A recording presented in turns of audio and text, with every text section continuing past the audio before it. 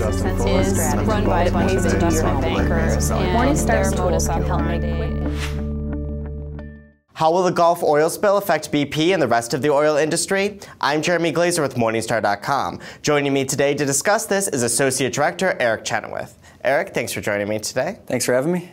So maybe at first, just looking at kind of the short-term impact on, BP, which is probably one of the most impacted stocks here. What do you think this means for investors and for the valuation of the firm?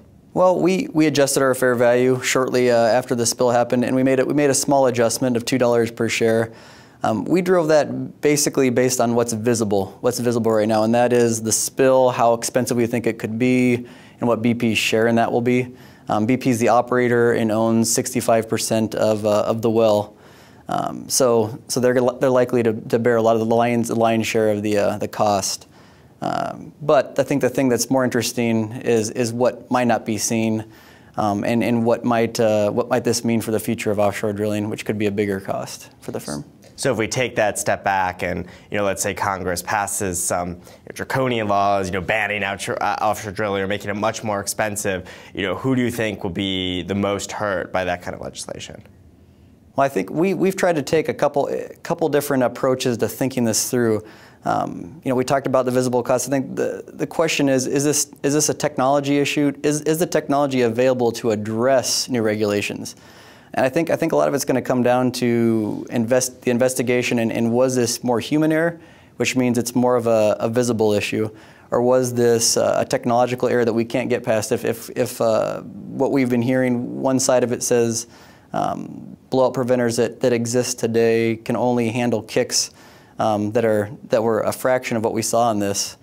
That means there needs to be a whole retooling of the services industry, and a lot of technology needs to come up to speed to address this, which could mean a lot of delays and a lot of E&Ps that have a lot of deep water upside, like a BP or an Anadarko, both who are involved in this well. It would definitely threaten the speed with which they can develop their offshore properties.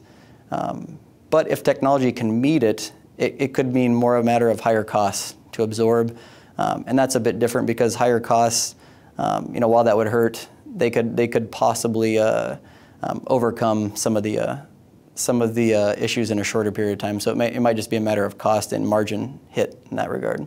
How big of an impact could it be on some of these firms with offshore exposure? I think it's hard to say at this stage because we don't know, and this is the thing that's so challenging right now. We just don't know exactly what happened. And even if we did know what happened, the next question is how does government choose to react to that information?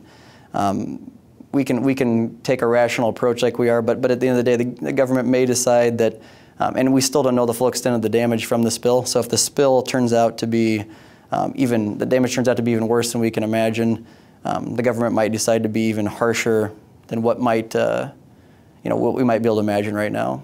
Could a clampdown in drilling have an impact on the price of oil? Sure, we've thought about this too. A lot of the upside we've seen from the supply side over the next decade would come from the deep water. That's one of the promising areas, especially outside of OPEC. The Gulf of Mexico was a key part of that.